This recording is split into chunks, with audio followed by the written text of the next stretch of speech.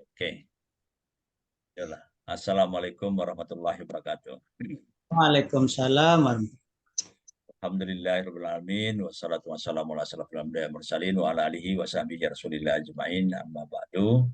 Pertama-tama marilah sama-sama kita manjatkan puji dan syukur kepada Allah Subhanahu wa taala yang senantiasa memberikan segala rahmat dan nikmatnya kepada kita, terutama dalam nikmat kesehatan sehingga kita bisa berkumpul pada malam hari ini dalam satu platform Zoom. Kemudian selawat dan salam kita sampaikan kepada junjungan kita Nabi besar Muhammad SAW. Allahumma sholli ala Muhammad wa ala ali sayyidina Muhammad. Terlebih dahulu saya mengucapkan terima kasih lah kepada kita semua yang tadi baru pertama masuk ini Ambo. Ambo itu adalah Adinda Supriyadi atau lebih kecilnya lagi namanya Ucup.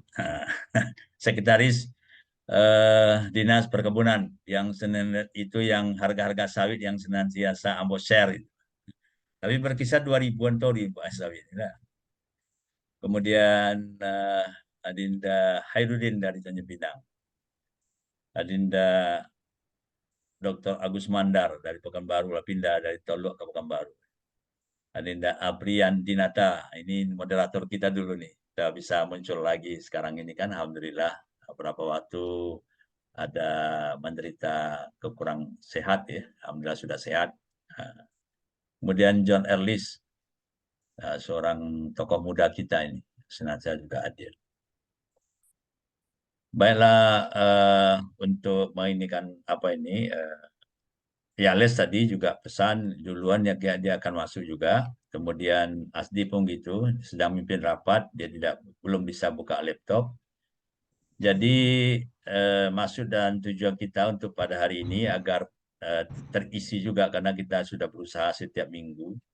Dan kemarin untuk untuk narasumber minggu depan ya udah kami ada dikasihkan hardison dari suratnya kemarin hari Kamis. Jadi nggak mungkin hari Jumat kita minta nodong langsung itu untuk hari Jumat ini. Jadi rencananya Jumat depan. Jadi kita cobalah mengetahui ya daripada atau sedikit banyak menambah wawasan kita dulu sebelum besok kita mungkin berdiskusi sehingga nanti besok kalau ada masukan-masukan dari kita yang ada sekarang ini kita sudah punya bahan. Tadi saya sebenarnya ingin mendapatkan masukan dari yang kemarin yang sekarang diamanahkan menjadi ketua Forum Daerah Aliran Sungai Riau, itu Adinda Hardison, kebetulan orang kita juga. Nah sore tadi kambuh pertigonya. Pas kita mau mulai tadi semakin jadinya bang katanya, tidak bisa duduk ambodonya. Nah, jadi minta tolong ke Adinda Supriyadi lah katanya. Nah, jadi alhamdulillah Adinda Supriyadi pun lah masuk, lah pun nanti mungkin ya agak lebih kurang dalam 1 jam bisa kita bahas lah soal-soal ini. Itu yang bisa kami sampaikan sebagai pembuka.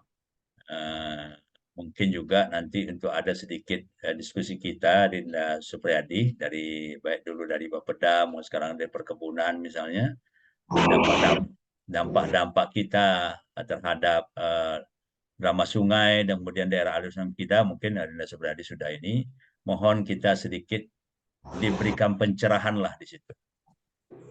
Selamat bergabung Dinda Dadang dari Tanjung Pinang. Iya maaf Bang, baru Dinda? Main yang satu lagi tadi. Ya, tidak apa-apa. Kita kan sekarang baru persiapan untuk diskusi minggu depan nih.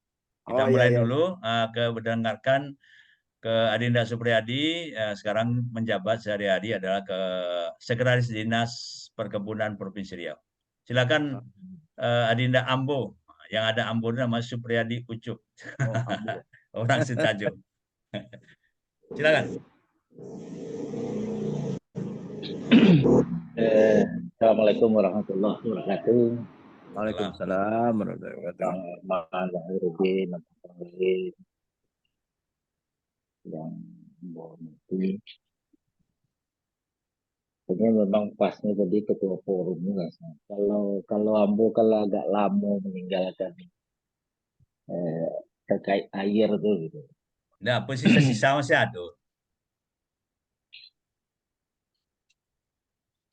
Bercerita seketik aja lah, Bo. Tak, mudah-mudahan tak panjang-panjang betul. Jadi, eh, Ambo mulai dari yang dua instansi yang akan lewat undang ada. Dia dapat Ya, gambaran. Gitu. Karena eh, dulu pernah menjadi mitra dulu waktu dua pada. ya, Kalau BPDAS itu dia cenderung nantinya akan membahas terkait catchment. Tapi itu juga dalam skala yang sangat kecil kegiatan yang mereka lakukan, terutama lebih banyak kepada upaya rehabilitasi hutannya. Itu yang di BPDAS. Jadi di catchment mereka bermain, eh, mereka tak terlalu banyak akan nanti masuk ke badan sungai, tak akan masuk ke itu. Sedangkan BWSS fungsi utamanya sebetulnya mereka sebetulnya diwajibkan untuk menyusun sampai ke pola sebetulnya pola pengelolaan dari sungai mereka harusnya masuk ke situ. Tetapi sejak dulu yang Ambo tahu mereka hanya menjalankan tugas duo walaupun itu juga tak maksimal untuk daerah-daerah sungai kita. Yang pertama terkait dengan pemanfaatan airnya. Makanya kalau kita membangun PDAM segala macam nanti pertimbangan dan pengukuran dan lain-lainnya biasanya dari BWSS. Badan Wilayah Sungai Sumatera Wilayah 3 itu yang di. Jadi mereka pertama terkait dengan pemanfaatan termasuk itu irigasi. Tetapi untuk sungai, khusus untuk sungai yang kadang memang kewenangan mereka itu di sungai-sungai yang lintas dan sungai strategis nasional, mereka lebih banyak hanya pengendalian daya rusak air. Tetapi juga penanganannya juga sangat spot tertentu. Dan makanya memang di saat kita kewalahan, di saat membuat turap atau penahan dinding sungai, penahan dinding atau tebing sungai, itu biasanya sering yang mereka melakukan hanya di tempat-tempat yang sudah terdampak langsung dengan kerusakan, terutama di masyarakat. Kalau ada jalan, ada perumahan yang mereka tidak ada laporan ke mereka, mereka akan bangunkan turap. Baru sebatas itu. Nah, sedangkan permasalahan sungai kita ini kan mencakup keseluruhan sebenarnya. Sebetulnya seluruh sungai itu pada akhirnya dia akan mengarah kepada sungai yang kini itu. Kenapa Mbak katakan gitu? Dulu ada seorang dosen mengatakan dunia ini selalu akan mencapai titik, menuju titik nadir, bukan menuju titik puncak. Karena kelakuan awak sama-sama yang pada akhirnya membuat terlalu terdegradasi secara stabil. Nah, yang kita bisa lakukan kini itu kan hanya bagaimana kita memperlambat proses kerusakan menuju titik nadir. Kemudian sungai Indragiri, karena memang ini sungai lintas provinsi. Jadi kewenangannya ada di pusat di bawah BWSS yang IPT-nya dari Kementerian PU. Tentu terbayang sama kita kalau Kementerian PU mereka akan lebih banyak berbicara struktur sebetulnya. Bukan pendekatan holistik terhadap penanganan pengelolaan sungai. Makanya yang mereka lakukan hanya bersifat struktur biasanya seperti surat atau penahan tebing. Kalau paling mereka hanya bermain di situ.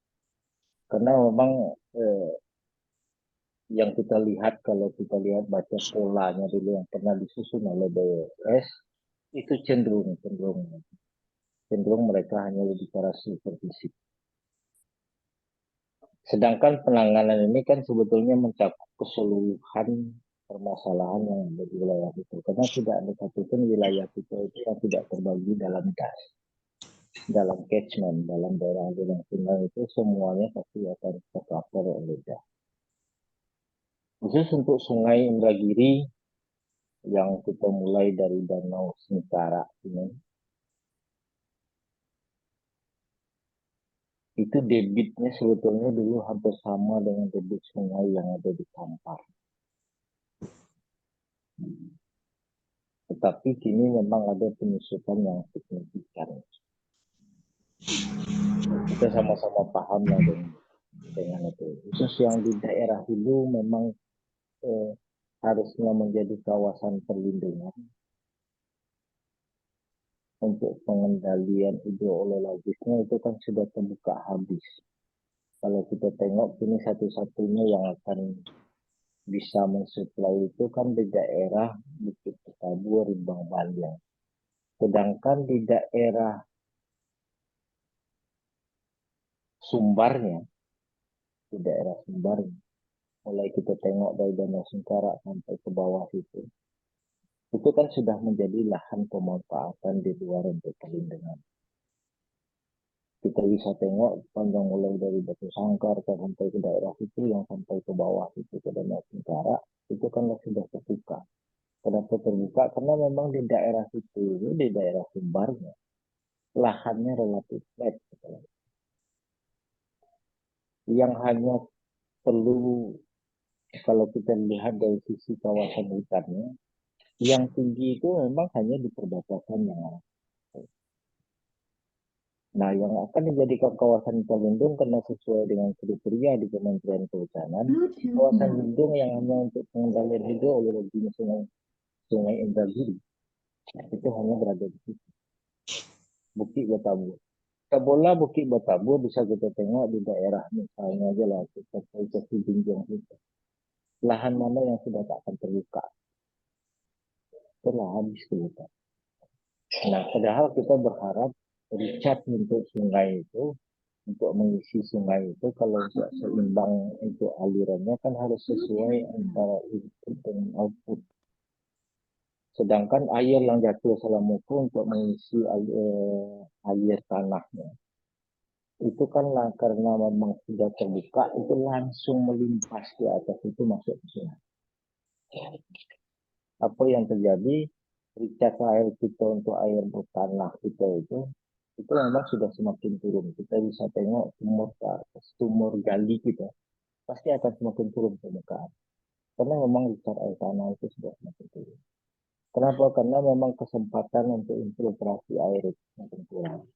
Jadi tak heran kita kalau memang sungai itu misalnya semakin lama itu akan semakin turun debit sungainya. Karena recharge yang selama itu turun keluar dari mata air itu semakin kurang. Mata air ini kan semakin langka di awal. Itu jadi kalau kita lihat dari sisi catchment-nya, memang sebagian besar catchment yang untuk Sungai Indragiri itu sudah terdegradasi cukup parah. Jadi tak heran aliran air kita itu untuk kontinunya setiap tahun itu pasti akan terganggu. Secara teorinya nih Bang Arman, Bang Arudin, mohon maaf kalau mau salah Pak Dikoreksi. Secara teorinya, air yang jatuh dalam suatu luasan permukaan tertentu itu relatif sama sepanjang tahun. Jadi kalau setahun itu misalnya turunnya 1 kubik untuk satu luasan tertentu, dia sampai below pun itu tetap 1 kubik. Walaupun variasi turunnya hujan itu berbeda. Tetapi kecuali ada anomali cuaca yang luar biasa. Tetapi secara teori, turunnya hujan itu untuk satu daerah itu jumlah air totalnya itu tetap akan relatif sama. Teorinya begitu. Tetapi, nah itu tetapinya itu, dia akan bisa bermanfaat sepanjang itu bisa kita resapkan ke dalam sungai yang akan merecharge air tanah. Nanti keluarlah maknanya. Tetapi kalau dia berbentuk limpasan, air yang mengalir di atas permukaan, itu dia langsung masuk ke parit, ke sungai-sungai, itu dia langsung akan terbuang habis kalau kita tak manfaatkan. Nah, air yang bisa kita manfaatkan selama itu sebetulnya kan itu ada di air tanah. Yang bisa selama itu mensuplai air ke sungai-sungai kita secara kontinu. Dan karena rusaknya catchment area dari sungai Indragiri, kita bisa nanti waktu izin nanti Bang Arman beliau kita tengok gimana tutupan lahan yang ada di catchment areanya Indragiri. Ambo usahakan bisa di saat paparan Ambo akan kirimkan ke Abang. Kita tutupan lahan itu nampak. Jadi setiap hari dan setiap saat kita lihat tengok trennya itu memang semakin lama semakin terbuka.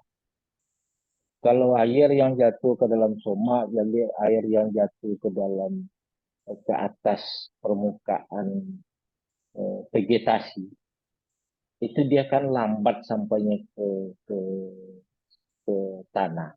Sampai di tanah pun karena permukaannya masih tertutup, dia punya kesempatan untuk meresap ke dalam. Kini yang terjadi itu kan bukaan sudah luar biasa, lapisan kedap juga semakin banyak. Nah itu yang terjadi untuk catchment-nya. Tak pernah kita patuh memang dengan tata ruang maupun pola pengelolaan sungai terkait dengan catchment. Itu yang pertama. Nah apa yang dilakukan oleh selama ini oleh PT DAS, mereka lebih banyak melakukan rehabilitasi di kawasan lindung. Khusus untuk di Riau itu mereka lebih banyak di hutan lindung Bukit Betabu. Atau bagi-bagi bibit batoa. Bisa kita tengok nanti. Dia, orang itu akan menyampaikan sekian juta kami sudah menyediakan bibit. Tapi kalau kita lihat pola tutupan lahan digunakan untuk ricat maupun upaya untuk penanggulangan daya rusak air itu sangat minim dilakukan. Nah, kondisi yang rusaknya catchment area tadi, dampaknya itu kalau datang hujan mereka langsung ke sungai dan itu kita menyebabkan terjadinya banjir. Yang kedua, kalau limpasannya karena memang langsung di atas tanah yang terbuka, kemungkinan besar daya rusak air itu akan semakin besar karena akan terjadi erosi. Erosi akan membawa tanah dan tanah itu secara berangsur-angsur akan turun sampai ke sungai Indragiri. Walaupun itu dalam butiran kecil sekalipun, kalau turbidity, kalau kita tengok air koruo itu kan sebetulnya ada kandungan solid yang di dalam. Nah, kandungan solid yang di dalamnya itu karena memang dia masih halus, kalau dia berada di dalam aliran yang keras, dia tidak akan ada sedimen. Tapi di saat ada aliran tenang, dia akan mulai mengendap secara perlahan. Apa yang terjadi? Itu yang sekarang nampak di kita, akan terjadi pendangkalan sungai. Kemudian yang kedua, terkait catchment masih banyak pengelolaan lahan kita yang memang tidak konservasi, upaya konservasi kita di tanaman, di lahan-lahan yang kita tanam, apakah itu HTI ataukah sawit, itu konservasi tanah dan airnya belum, Ambo katakan belum berjalan. Karena yang dominan kita sekarang itu adalah bagaimana misalnya baik HTI maupun sawit untuk pengelolaan sumber daya air, khususnya konservasi tanah dan air, mereka sudah tak punya, mungkin Bang Khairuddin masih ingat dulunya kita punya embung, punya waduk-waduk ketek yang memang dibangun oleh pemerintah. Sungai-sungai ketek mereka buat bendungan ketek. Makanya di awak itu kan sangat banyak di sungai-sungai awak itu dulunya di beberapa tempat itu ada bendungan-bendungan. Itu selain untuk mengontrol kecepatan aliran di bawahnya, itu juga menjadi penahan erosi di situ. Harusnya di tingkat-tingkat sungai-sungai ketek, terutama di lahan-lahan yang terbuka, apakah itu di sawit maupun di HTI, upaya konservasi tanah dan air itu dijalankan. Itu kan tak susah, hanya cukup dalam setahun kini kalau lahan itu terbuka, kalau ada paritnya lebarnya 1x1, coba buat bendungan di situ, ditutup di situ. Pasti dalam setahun penuh yang awak tutup itu. Kenapa? Karena memang erosi tanah itu jadi masif karena saat terbuka. Kalau asal terbuka, air langsung memecah agregat tanah, itu tak bisa kita hindari. Jadi apa yang terjadi karena itu langsung air itu langsung ke tanah, mereka melakukan upaya yang luar biasa untuk merusak agregat tanah, sehingga itu terbawa ke dalam aliran air mulai dari yang Petek sampai ke sungai-sungai Godang kita, bertumpuk airnya itu ada di Sungai Indragiri. Nah, hal itu diperparah. Sudahlah kondisi kita seperti itu diiringi dengan upaya yang etiko. Etiko kan memang langsung sengaja dirusak agregat tanah, memisahkan agregat tanah yang sedemikian kuat dulunya menahan air, itu dipecah sehingga itu menjadi lumpur, kan itu ujungnya. Nah, semakin dia kecil agregat tanah, tentu akan jadi teksturnya itu sudah memang bentuknya sudah, kalau diibaratkan itu sudah butiran sangat halus. Dan itu kan memang harus mereka lakukan. Apa yang terjadi? Turbidity meningkat. Jadi tingkat kekeruhan air yang sebabkan tercemarnya air karena bercampurnya dengan benda lain dalam hal itu tanah, itu semakin parah. Sehingga turbidity itu saking halusnya kini bisa kita tengok. Kalau pasir dia tidak akan menyebabkan terjadinya kekeruhan. Tapi karena di dalamnya mengandung butiran tanah yang sangat halus, sehingga airnya jadi poros seperti ini. Saking halusnya bisa kita bayangkan dengan aliran air yang sekarang mulai dari kita sampai ke Rengat, ratusan kilo. Dia masih tercampur dengan masih bagian dari air dan tidak terlalu banyak mengendap. Kenapa buktinya airnya korup sampai ke hilir? Nah, jadi mereka memang secara perlahan pengendapan itu terjadi, sehingga apa yang terjadi sekian puluh tahun pendangkalan luar biasa dengan kita, karena memang tutupan lahan yang semakin kurang. Di saat tutupan lahan semakin kurang, air kalau datang dalam jumlah yang besar akan menyebabkan banjir, kalau dengan jumlah yang petek dia akan menyebabkan kekeringan.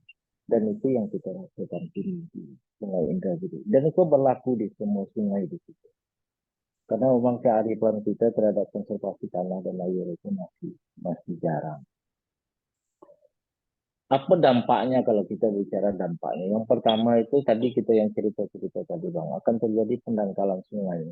Karena memang tingkat erosi tanah semakin besar. Yang kedua tentu akan beralih kepada kalau orang lingkungan akan masuk kepada biota air. Tapi mungkin Bang Khairuddin akan lebih banyak membahas itu. Karena setiap orang kini awaknya dimasukkan ke Sungai Indragiri itu insya Allah tak akan sampai 3 hari selesai ya Bang.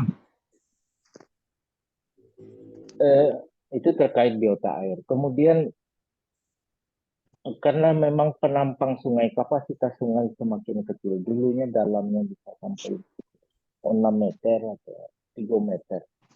Di saat itu tertutup oleh sedimen, kecepatan aliran bisa saja meningkat di saat air yang turun semakin tinggi. Di saat kecepatan aliran meningkat, secara teorinya itu akan menyebabkan terjadinya peningkatan daya rusak air. Nah, di sungai-sungai Godang, pengendalian daya rusak air itulah sulit dilakukan kecuali dengan survei. Kalaulah kemarin sempat kita bercerita, misalnya orang mengatakan bahwa mari kita lakukan upaya untuk mengeruk Sungai Indragiri. Kalau kita mengharapkan total dari pemerintah daerah atau pemerintah pusat, dari pemerintah lah untuk penggalian ratusan kilometer itu menjadi tidak visible secara isu ekonomi, minimal dari sisi perencanaan dan penganggaran. Kenapa? Kita akan membuang duit mungkin ratusan miliar atau bisa sampai triliunan untuk menggali itu. Bisa saja kita mengatakan nanti, tapi itu akan untuk kemaslahatan yang sangat panjang. Pemerintah kadang-kadang karena keterbatasan dana, dia tidak berbicara kemaslahatan yang sangat panjang. Logis itu. Jadi kalau kita berharap pemerintah pusat akan melakukan pengerukan terhadap sungai, mungkin mereka tidak akan melakukan pengerukan secara keseluruhan. Itu pun harus diiringi dengan effort yang luar biasa untuk menggapai proyek. Pasti mereka akan melakukan kegiatan di titik-titik yang strategis. Itu yang terkait dengan pengendalian daya rusak tadi, mereka akan lebih banyak masuk ke struktur, dan struktur itu hanya bisa mereka lakukan juga. Jadi di dalam selalu justifikasi yang kita lakukan di saat kegiatan khusus untuk di Kementerian PU, mereka baru akan melakukan kegiatan pengendalian daya rusak air dengan membangun struktur fisik apabila itu berdampak dengan masyarakat. Kalau di situ tidak ada peladang, tidak ada areal yang secara signifikan berpengaruh terhadap kerugian masyarakat, mereka tidak akan lakukan. Dan di satu sisi kan penanganan fisik ini dilihat dari sisi lingkungan juga tidak sehat. Yang kita lindungi baru strukturnya, tetapi itu juga akan mempercepat aliran air. Jadi kalau kita lakukan luning beton sepanjang sungai Indragiri itu kecepatan air akan sangat besar. Kenapa? Karena memang Allah sudah menetapkan itu pinggir sungai membelekuk-lekuk itu merupakan upaya untuk memperlambat aliran air. Jadi yang alami itu jauh lebih baik. Jadi kalau kita tengok posisi Sungai Indragiri yang seperti sekarang, sebetulnya kalau kajian-kajian di beberapa yang bisa kita share di Google, di mana-mana, kajiannya sudah cukup banyak, termasuk dampaknya. Kalau ada Kak Yul di sini misalnya yang bisa hadir, dia akan bisa mengatakan secara pasti berapa banyak sebetulnya tingkat polutan yang masuk ke sungai, terutama yang sudah berdampak sangat besar untuk kesehatan kita secara mungkin 5-10 tahun atau 20 tahun. Karena dulu sudah ada kajian untuk itu dari LHK dulu, dinas kita sudah pernah ada lakukan kajian. Pola untuk pengelolaan Sungai Indragiri juga sudah ada. Indragiri Kauman itu juga sudah disusun pola pengelolaan das. Tapi pendekatannya karena yang disusun adalah orang PU, pendekatannya itu lebih banyak pendekatan fisik. Kalau pendekatan yang dilakukan oleh BPDAS tadi yang saya ceritakan, mereka baru sekedar sampai di rehabilitasi daerah-daerah yang jadi kewenangan mereka. Di tempat-tempat yang lain mereka tak mampu. Jadi masih sangat terbatas lah. Jadi kalau kita besok misalnya akan banyak berharap dengan yang dua ini, paling-paling pengerukan sungai kalau memang BWS S3 itu mau, mungkin paling itu kita usahakan. Mungkin itu selintas Bang secara yang Ambo tahu tentang Sungai Indragiri. Yang pertama poin Ambo bahwa catchment kita memang sudah terdegradasi sangat parah. Untuk kalau kita lihat di searching di Google itu Sungai Indragiri itu memang catchmentnya sudah sangat parah terdegradasi. Yang kedua itu diperparah dengan peti yang ada di kita dan sebagian ada di wilayah. Ini sudah masuk di perbatasan Sumbar Riau. Jadi di sebelah sumbarnya di sungainya juga mereka sudah mulai melakukan penambangan. Ambo setuju apa yang dibilang Bang Arman tadi. Memang harus ada pressure yang tidak biasa-biasa saja. Kalau biasa-biasa saja kita pressure-nya lah puluhan tahun kita menengok ke Bang Kai. Kalau abang balik ke Jaki lewat sebelum perlu ada setelah setelah kejaksaan Kajari ada sebelah itu bangunan gudang Polres namanya. Toga awak di situ itu di belakang Polres itu terdengar orang sedang mendompet. Iya, iya, iya. Kamu tidak pada posisi menghakimi. Yang di sebalik rumah pun tak bisa kita togaan bakpo yang di tempat lain. Jadi mungkin itu Bang Arman, Abang Ambo yang lain sekilas itu bisa kita diskusi lah. Oke, makasih banyak Bang Alman. Ya, terima kasih Dinda Suryadi. Dan ini ada gabung alhamdulillah Dinda Mardianto mantan Ketua Pordas Riau nih. Ini gini Dinda Mardianto, kita kan sebelum minggu depan, Jumat depan, kita rencana akan menghadirkan narasumber. Oh, terputus ya? Putus deh. Oh, jadi narasumber dari Badan Wilayah Sungai Sumatera 3, kemudian juga dari Kepala Balai Badan Pengelola Daerah Aliran Sungai. Nah, Adinda Supriyadi kan memang dia dasar ilmu apanya di situ, kehutanan ya. Jadi sudah dapat gambaran juga kita tadi. Selamat gabung kembali Adinda Mardianto. Sinyal nampaknya kurang bagus, kurang bersahabat nampaknya. Ya lanjut Bang. Di mana gini kan? Ini kok di Pekanbaru, kok baru buka HP tadi. WA Bang baru terbuka lewat sore tadi Bang kirimnya, baru terbuka malam. Iya, jadi Kiko, jadi kan kita lah nulis surat untuk membuat undangan kepada dua balai itu tadi, balai balai wilayah Sungai Sumatera 3 dan Badan Pengelola Daerah Aliran Sungai. Itu atas Adinda Hardison yang dulu juga, dan sekarang Pordas ya, sebelumnya kan Adinda ya. Itu dulu kita diskusi katanya biar tahu mereka. Jadi sekarang ini kita apalah namanya itu ya, sounding tentang apa-apa materi-materi yang seperti tadi sampaikan oleh Adinda Supriyadi. Ya, ada juga sedikit kita dapat masukan. Rupanya kedua balai tersebut ya paling-paling seperti ini nanti tindak lanjutnya. Nah, mungkin di situ nanti kita bisa minggu depan, kita sekarang sudah nanti dalam pembukaan tanya jawab segala macam, kita sudah bisa mendapatkan atau memberikan masukan-masukan yang terjadi di sungai kita lah, terutama Sungai Indragiri atau Sungai Kuantan. Nah, mungkin sedikit banyak Adinda Mardianto beri juga masukan kepada kami pengalaman-pengalaman selama Adinda dulu menjadi ketua ya Pordas Riau. Ya, kami persilakan.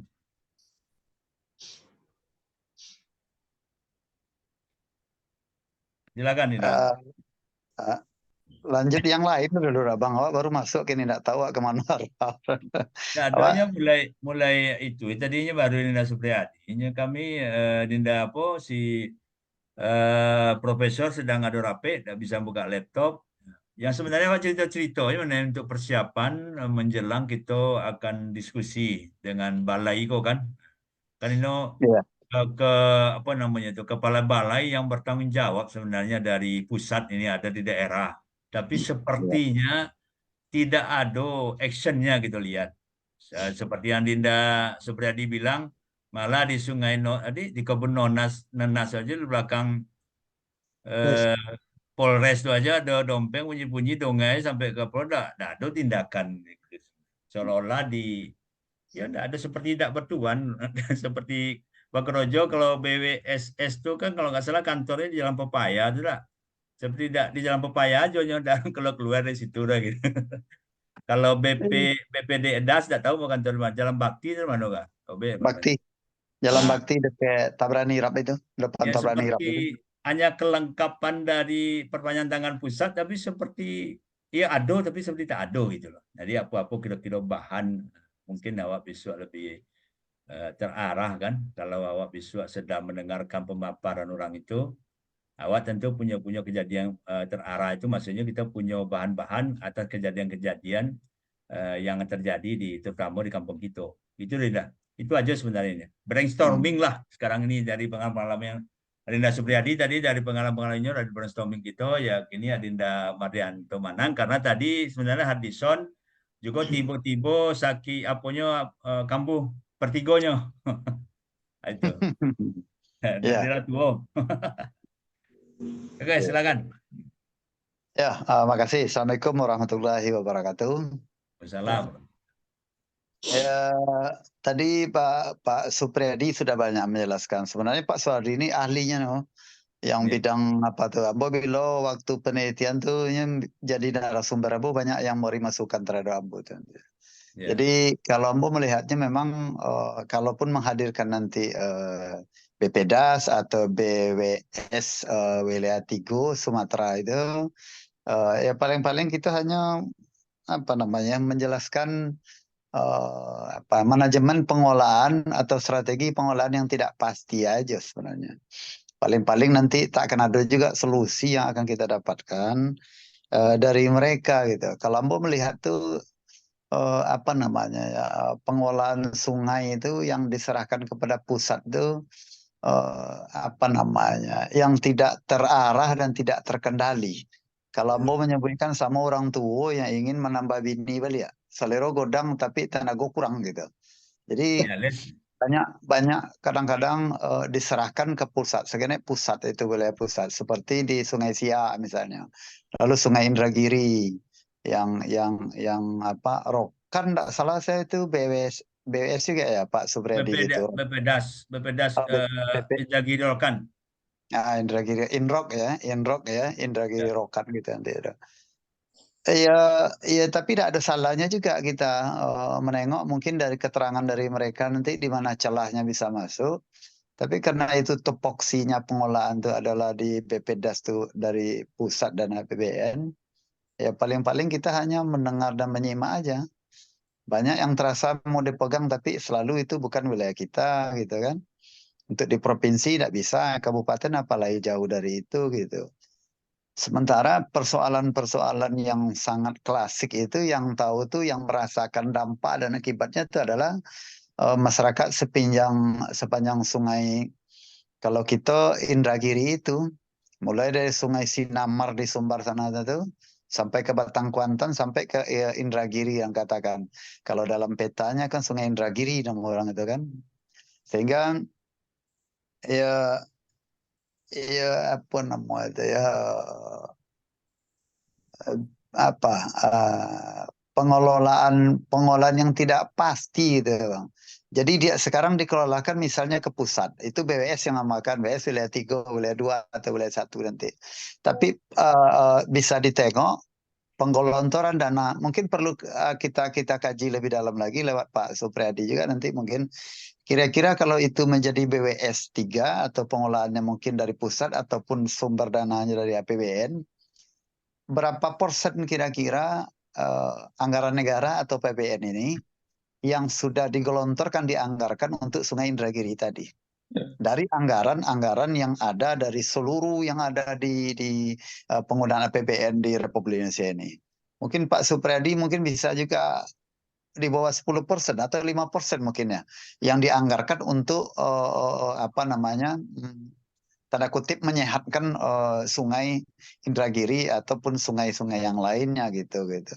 Jadi saya tengok gitu wewenangnya diserahkan kepada pusat, tapi pusat tidak mengakomodir untuk penggunaan anggaran yang harusnya lebih banyak dibutuhkan untuk pengolahan tadi. Tadi Pak Supriyadi bilang katakan untuk apakah pendangkalan atau mengurangi pencemaran, BOD, COD-nya, TSS-nya nanti yang sudah tercemar, bagaimana mengurangi dampak, apakah peti nanti penanganan semuanya itu nanti itu tidak ada hampir dikatakan mereka dengan APBN itu tidur aja, enggak ada fungsinya.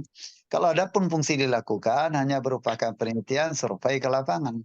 Tapi tindakan-tindakan fisik seperti Pak Suwardi katakan tadi, apakah diduga tadi mungkin pendalaman atau apa yang kita apakan yang mungkin hampir tidak ada manfaat tadi dikatakan tadi itu, merasa enggak begitu signifikan anggaran yang diapakan gitu nanti.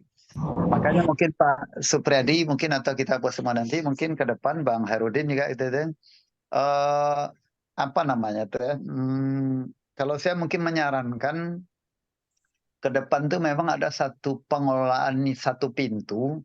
Kalau orang mengeluarkan untuk mengurus perizinan di pusat, di daerah atau di kabupaten misalnya apa ada pengurusan surat administrasi satu pintu gitu. Bisa saja nanti ke depan ini pengolahan sungai-sungai yang bersifat nasional ataupun provinsi dan kabupaten itu, kalau kita bicara BWS tadi mungkin seluruh penggunaan yang anggaran yang bea dilapangkan ke sana itu dikelola ada satu pintu. Satu pintu. Misalnya Sungai Siak atau Sungai Indragiri gitu kan. Kalau diserahkan kepada Badan Wilayah Sungai, nanti ada lagi semacam, tak salah Pak Supriyadi pernah diskusi kita dulu di kantor, zaman-zaman Pak Supriyadi di almarhum Bapeda.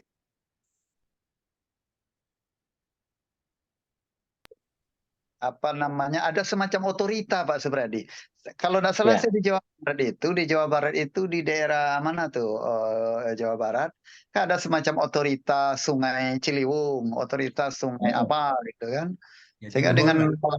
otorita itu seluruh dana-dana yang digelontorkan dianggarkan untuk mengelola badan sungai itu, apakah pendalaman sungai, pencegahan pencemaran, atau mungkin reboisasi, atau mungkin peti-peti yang tak jelas tadi, mungkin dikelola oleh digelontorkan dana ke sana dalam satu pintu. Itulah nanti yang kita namakan dengan otorita sungai, otoritas sungai.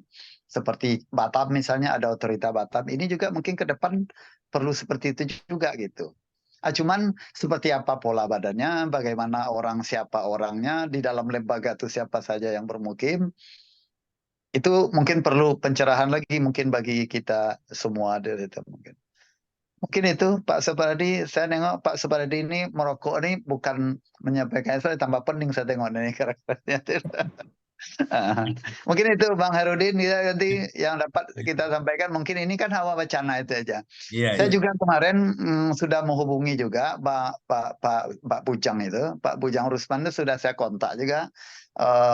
Bang Asdi menyuruh ke saya, tolong Mardianto, kemana kita cari sumbernya.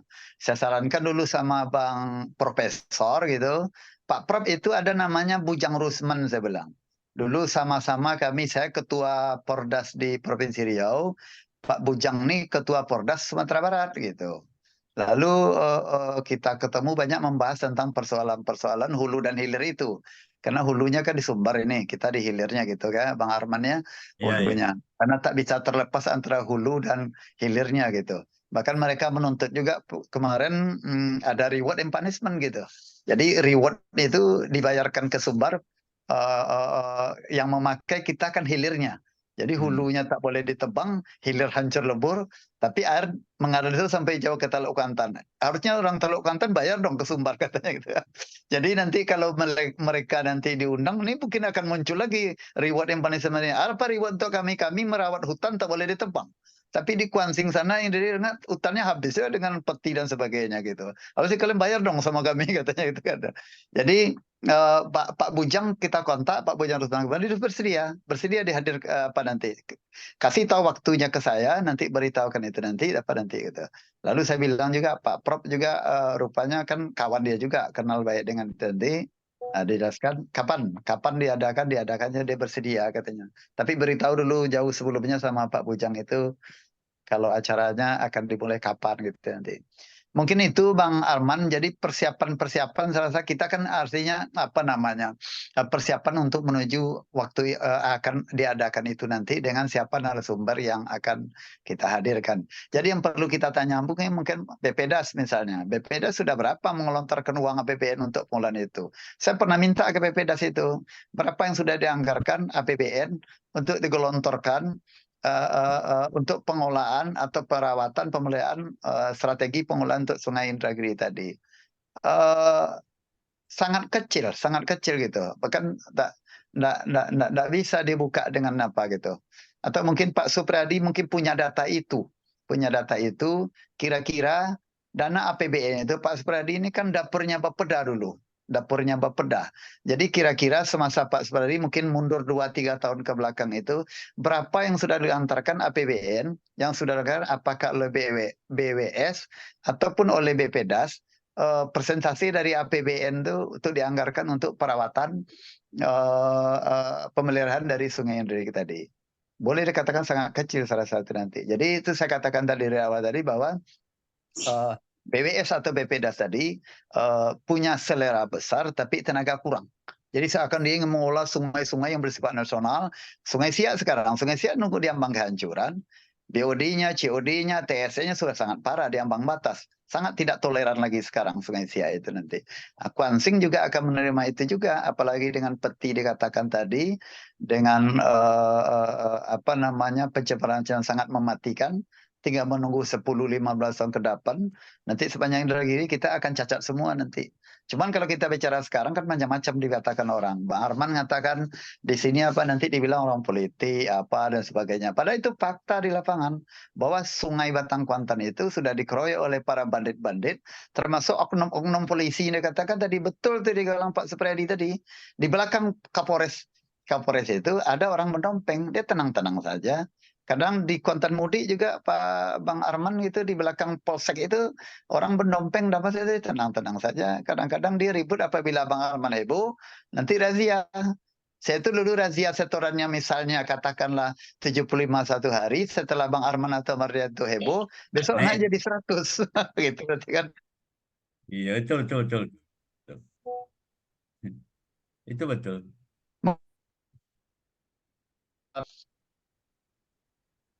Ya, sinyalnya kurang ini ya. Jadi enggak itu Ya, tadi. lanjut Bang Arman. Saya rasa cukup. Ya, Nanti Bang Arman ya, silakan mungkin Pak Subang tanya ya. dia punya bank data tentang berapa anggaran yang digelontorkan untuk Sungai Indragiri yang bersifat level dana-dana APBN tadi. Pak Suwari punya data dulu tuh waktu dia Bapeda. Pak Supriyadi ini adalah dapur Bapeda, sekretaris Bapeda dulu. Kecuali dia tak mau buka sama kita. Rahasia pula nanti kan gitu dia. Kita tantang dia. Ya Bang. Ya, Assalamualaikum. mau dijawab langsung. Rokoknya merokok terus. Nya poning tuh. Poningnya tuh. Merokoknya poningnya gitu. Dinda Supriyadi, sebelum kita Adinda Hairudin yang dari Kepulauan mungkin ingin bertanya, ada jawaban langsung dari Dinda Mardianto atau dilempar dulu ke Adinda Hairudin? Enggak apa-apa, biar gue sampaikan lagi.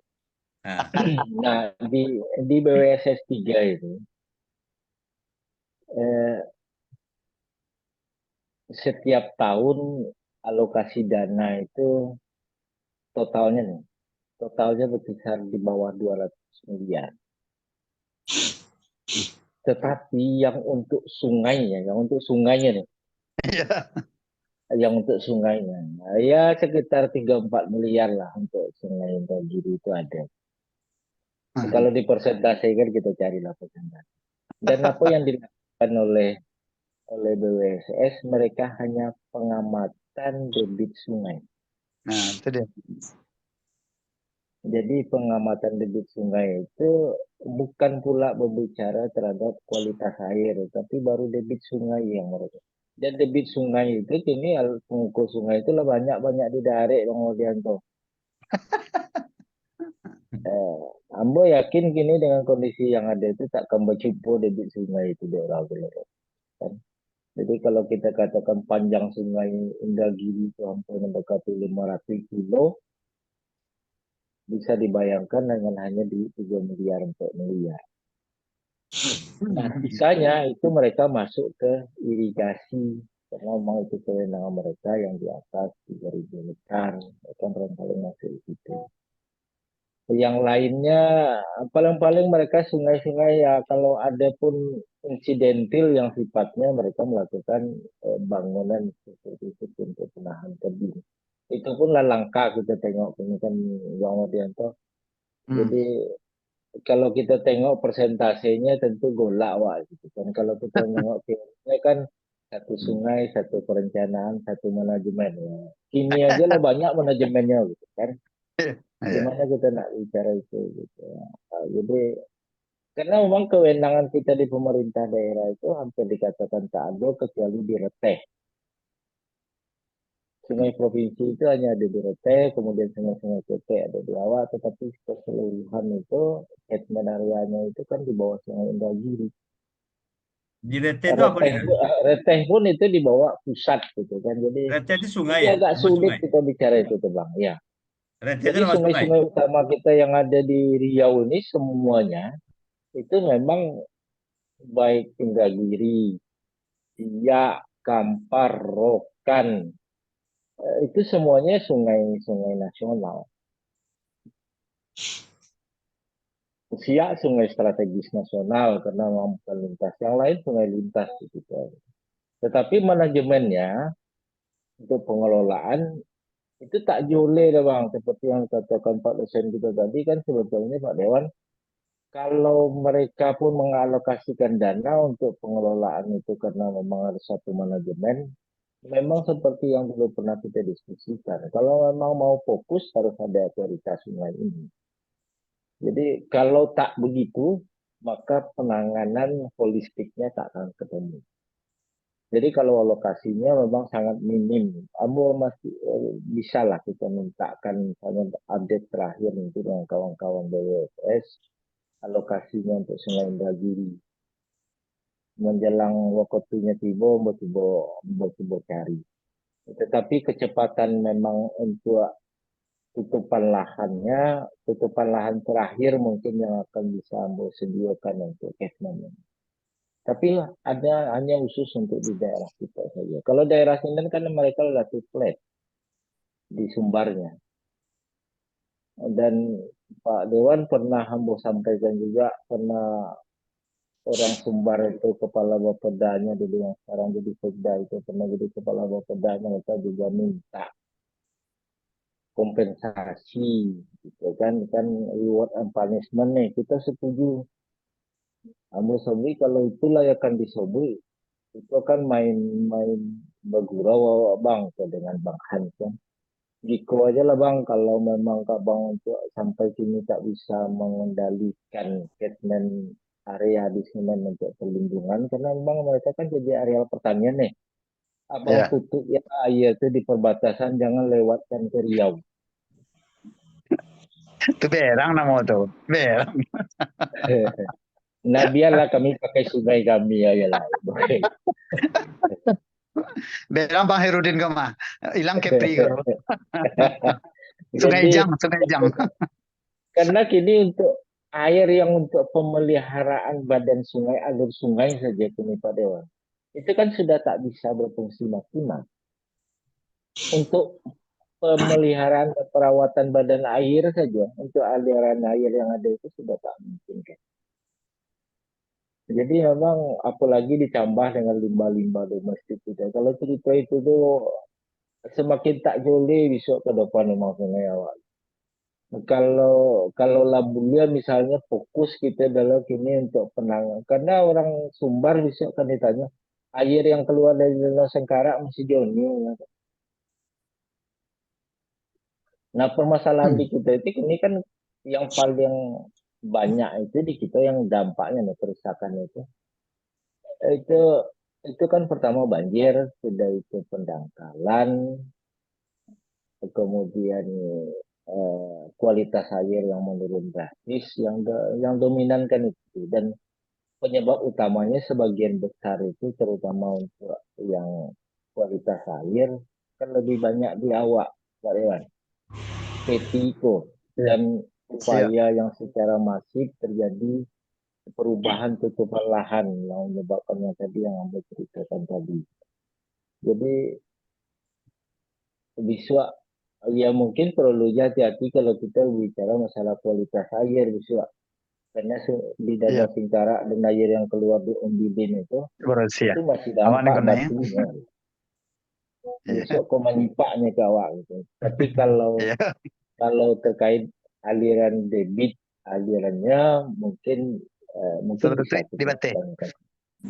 Ya, mungkin itu, Bang. Terima kasih. Oke. Ada mungkin sebelum kita kita akhiri ada Dinda Aprian sama Dinda Harudin ya. Coba ada kira-kira yang mau ditanggapi atau mau dipertanyakan, Dinda Harudin? Silakan. Assalamualaikum warahmatullahi wabarakatuh. Assalamualaikum. Bang Ketua, Bang Yanto dan Bang Ucok ya. Sebenarnya kita tak perlulah sampai memikirkan Sumbar. Tapi kalau nanti PW apa tadi itu? Langsung BWS. Kita masuk minta data pembanding lah. Data kualitas air Sengkarak dengan data kualitas air Indragiri secara umum. Nah, nanti baru kelihatan tuh kalau yang masalah itu memang dimasalahkan oleh Sumbar kan. Yang sebenarnya yang paling mendesak kita, yang kita mengatasi masalah yang ada di kita seperti Bang Ucup tadi. Itu tadi kan ada dua nih, dua sumber masalah perairan itu. Pertama, alih fungsi catchment area, sehingga daya serap air, daya simpan airnya menurun. Kemudian pada sewaktu-waktu hujan lebat, curah hujan banyak, air tidak tersimpan lagi, langsung mengalir ke badan sungai sehingga menimbulkan banjir. Kemudian yang kedua, yang menurut Bang Ucup tadi kan seperti persangka kita juga, bahwa kegiatan peti itu bagian terbesar merusak kualitas air dan merusak atau menambah percepatan pendangkalan badan air. Mungkin yang paling mudah sebenarnya itu peti itu dulu yang kita selesaikan. Mudah menurut teori, tapi dalam anunya kan memang sulit ya. Tapi kalau kita tak lakukan, ya kerusakan berjalan terus. Dampak lingkungan berjalan terus, apalagi dampak sosial dan ekonominya. Nah, Ambo kira kita KKS, samping tadi kita punya alternatif buat dam itu kan, dam, perbaikan badan sungai termasuk pembuatan tanggul tadi. Tapi langkah pertama kita yaitu untuk meredam dulu peti ini, menghentikan peti ini. Karena kalau kita peti tidak kita hentikan, kita bicara banyak kemana-mana, orang akan memukul kita dari sisi itu. Satu yang bisa kita lakukan, kita tak buat gitu. Ambo kira itu Bang. Nah, bagaimana caranya? Tentu kepala daerah dengan masyarakat bersatu padu sehingga APH itu bisa melaksanakan tugasnya dengan tanpa ragu-ragu lagi. Ini kan masalah duit saja sebenarnya, masalah PT juga, PT dengan PT sebenarnya. Nah, kira itu Bang Sekum. Ya, tadi udah dapatlah gambarannya cara apa namanya itu garis besarnya.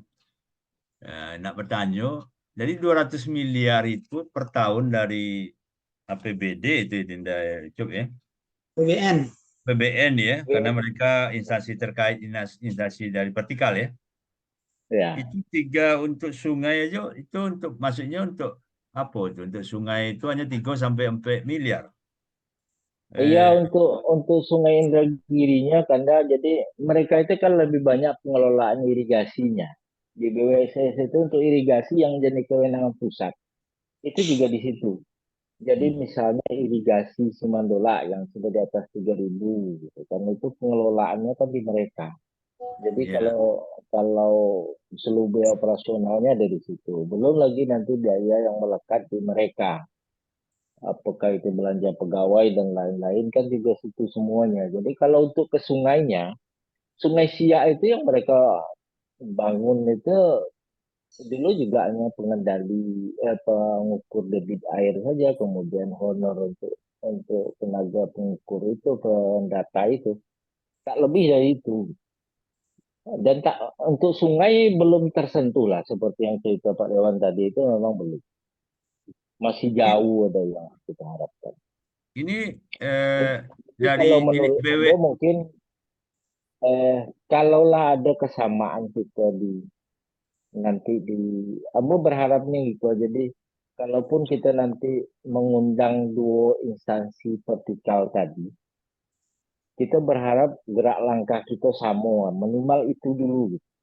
Bahwa menengok Sungai Indragiri yang menjadi kewenangan pusat sudah tercemar cukup parah, tercemar berat begitu karena memang berbagai aktivitas terutama PT tadi. Bila perlu langkah apa yang kita lakukan setelah itu dengan mereka. Kalau kedua instansi kemudian dengan kita sepakat itu misalnya dengan pemerintah daerah, mungkin langkah-langkah strategis apa yang harus kita lakukan untuk itu. Mungkin kita coba cari mereka juga bagian dari upaya kita untuk mengendalikan kualitas air sungai.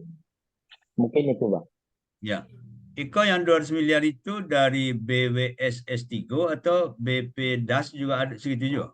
Gabung? BP Das itu Abo enggak berapa dananya kini, dan Abo kan kini itu kan lalamo itu ya Bang. Jadi dulu awalnya mereka hanya dapat sekitar 80-an, kemudian kita minta mereka menangani beberapa permasalahan terkait banjir dan eh, apa namanya kerusakan bantaran sungai. Ada beberapa tempat mereka dulu kan pernah membangun bangunan penahan tebing. Kemudian naik anggaran, ada pernah sampai 143 miliar. Kemudian naik, dan gini Ambo tidak tahu persis, tapi Ambo kan coba usahakan untuk membuka data itu ke kawan-kawan nantinya yang di BWSS agar mereka juga bisa apa namanya bisa kita dapatkan pembanding data. Tapi yang kita mintakan yang pure yang buat Sungai Indragirinya bisa. Ya. Ambo usahakan lah kontak kawan-kawan di sana, mudah-mudahan masih ada lah kawan-kawan yang di situ. Termasuk nantinya kalau bisa nantinya mungkin lewat kawan di Bapeda juga Ambo mintakan. Ya. Tapi BP Das itu lebih mengarah kepada hutan yang ada di sekitar daerah aliran sungai itu, Dinda ya. Jadi kalau itu terganggu berarti akan masuk kepada merusak sungai. Yang wewenangnya Iya, adalah Badan Wilayah Sungai BWSS ya, gitu jadi. ya. Oh. Jadi gitu Bang. Jadi mereka memang fokus di rehabilitasi hutan dulu karena memang mereka urus yang tupoksi utama. Kan dulu awalnya mereka tuh mungkin Bang Hai masih ingat namanya dulu kan RLKT kan, Ya. rehabilitasi lahan dan konservasi tanah. Balai juga dulu. Walaupun ada dipelesetkan orang dulunya itu eh, balai rezeki lewat kelompok tani. Memang begitu Kementeriannya dulu Bang. Kementeriannya sama Dinda. Yang satu kehutanan. Nah, makanya BWSS itu di bawah PU, sedangkan BPDAS di bawah Kehutanan di kayak LK, bawah lingkungan hidup LHK, LHK. lingkungan hidup dan kehutanan. Makanya di dalam konsep tadi yang sempat disampaikan Bang Mardianto tadi, konsep awal dari keseluruhannya seluruh teori mengatakan begitu Bang. Jadi satu sungai itu, satu perencanaan, harusnya satu badan yang mengelolanya. Ya. Jadi keseluruhan kegiatan itu di bawah koordinasi mereka atau memang seluruhnya. Kalau misalnya seperti eh, yang di Jawa Barat itu gitu kan, yang di Jawa Barat itu sungai. Waduk Cirata itu ada otoritanya. Ya, jadi waduk-waduk tadi itu Bang, itu di bawah dia kan ada 3 tuh dari atas itu sampai ke bawah. Ada 3 waduk. Tetapi keseluruhan itu di bawah koordinasi otorita sungai apa namanya? Jadi satu sungai di situ itu di bawah kendali satu badan otorita. Di Undang-Undang Nomor 7 tahun 2000 berapa tuh ya? Lalu mau boleh Bang tentang sumber daya air itu memang wajibnya begitu kalau untuk sungai itu. Sungai-sungai yang memang memberikan dampak signifikan baik secara ekonomi, sosial, lingkungan itu memang harus dikelola secara terpadu mulai dari hulu sampai ke hilir dalam satu sungai. Nah, kalaulah misalnya, tapi perjuangan untuk sampai ke situ itu kan kita berbicara daya ungkit lagi nih. Dan orang pusat itu akan berbicara masalah ekonomi. Punya daya ungkit ekonomi tidak. Itu yang sulitnya kita nantinya, Bang. Tapi kalau kita bisa mengarahkan sama-sama gerak langkah kita menyikapi permasalahan kualitas air di Sungai Kuantan yang bagian dari Indragiri itu, Kalau bisa kita sama-sama persepsi kita sama dulu, gerak langkah kita sama dulu, agar upaya-upaya yang berada di badan air sungai itu bisa mulai dunia balik. Apa langkah kita untuk menyikapi ini? Mungkin punya nilai lah ke depan hasil diskusi kita. Ya, oke, saya dapat ini kan gambaran kita. Adinda Aprian, ada yang mau ditanyakan sebelum kita akhiri dulu diskusi kita malam hari ini? Adinda Aprian Dinata. Rindu awak dengan beliau itu ya bang. Iya, rindu. Kalau memang apa, Anda Aprian, Anda buka itu kami enggak? Coba silakan. Kayaknya dia soundnya kurang apa? Kurang berfungsi. Itu ya, Pak Dokter Coba. Abu. Kami tidak dengar suaranya, tidak. Nggak dengar suaranya, nggak dengar. Masih rusak kali ya. Suaranya nggak bisa kami dengar. Nah, nanti kita apalah. Kalau nggak pakai HP aja. Suara pakai HP. Ya. Suara belum bisa kami dengar. Apa sebabnya itu ya? Mungkin ada gangguan di kalau laptop mungkin ada gangguan, mungkin ada yang kepencet kali di dalamnya. Terlalu banyak makan kulit kucing mungkin laptopnya. Oke, kalau begitu kita akhiri dulu aja lah ya. Jadi Ninda Aprian nanti kalau bisa udah tadi gambar udah ada, tolong mudah-mudahan bisa bagus besok soundnya. Ninda Aprian yang bawa ke acaranya kembali moderator, Iya. moderatornya itu. Jadi mungkin begini aja Ninda Aprian besok dengan HP kalau belum bisa dengan HP suara, gambar dengan laptop gitu. Nah, jadi dua pakai bisa juga itu. Ya, itu suaranya.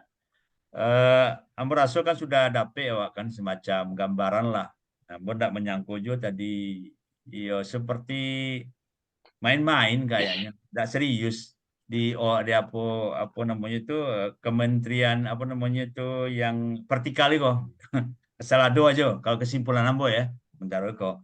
Pantaslah rupanya seperti kau jadinya gitu. Dan di situ seolah-olah ada pembiaran lah gitu.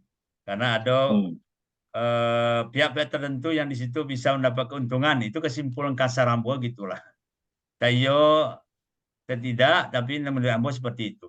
Jadi seolah-olah apa tadi, apalagi dananya sudah ada, yang masing ada duolog. Nah, ini mungkin koordinasi dari dua kementerian itu yang kurang mungkin ya enggak. Nah, mungkin kalau terpadu itu perlu juga tuh. Harus dikelola secara terpadu semestinya ke depan. Itu salah satu mungkin salah satu bisa menjadi usulan kita besok. Di samping tentu kita silakan bertanya dan cari bahan-bahan yang lebih apa namanya itu yang lebih menyentuh mereka untuk mau memperhatikan terutama adalah Sungai Kuantan. Ya. Abraso itu. Sementara itu ya cukup Adinda ya. Sementara itu cukup. Terima kasih kepada Aninda Mardianto Manan yang sudah bisa hadir. Kemudian Adinda Supriyadi, Adinda Aprian Dinata, kemudian Adinda Hairudin, alhamdulillah yang selalu hadir. Nah, mudah-mudahan upaya-upaya kita ini yang ibaratnya dalam tanda kutip sudah hampir kehilangan akal gitu. Nah, jadi mudah-mudahan meskipun kecil, meskipun hanya kelompok-kelompok kecil kita itu mudah-mudahan bisa menjadi suatu apa namanya itu suatu trigger kayak nanti ya bagi kelompok-kelompok lain atau bagi kita bersama sehingga bisa menjadi perhatian kementerian terkait ini ke depan untuk betul-betul memperhatikan terutama ya memang ya sungai kita lah. Kembali airnya itu tidak seperti Ome lagi. Nah, kan itu. Inilah Ome. Dulu kan seperti di belakang botol, Joni semantu aja kan loma bara. Bisa diminum. Ambo masih membanggakan itu kini kok batang koban yang belakang botol. Tapi kalau semangkot tori tapi batang koban itu kuning lah ya sudah. Jangan sampai begitu lah gitu. Atau ada aja soalnya. Adalah apa segala hutan ada. Lebih dan kurangnya mohon maaf dan terima kasih sekali lagi kepada adik-adik, adinda semua yang hadir pada malam hari ini. Kita akhiri saja dulu sampai besok dan kamu ambo harap ya kita sehat-sehat saja, ada waktu dan kesempatan Jumat depan kita kembali besok di platform Zoom Iko. Sekali lagi yang mengucapkan terima kasih dan ambo akhiri dengan wabillahi taufiq wal hidayah. Wassalamualaikum warahmatullahi wabarakatuh. Waalaikumsalam. Boleh ya? Anggo lip all aja ya. Sudah ya. Ya. Nah, oke. Makasih banyak Adinda Subradi. Ya. Mano kok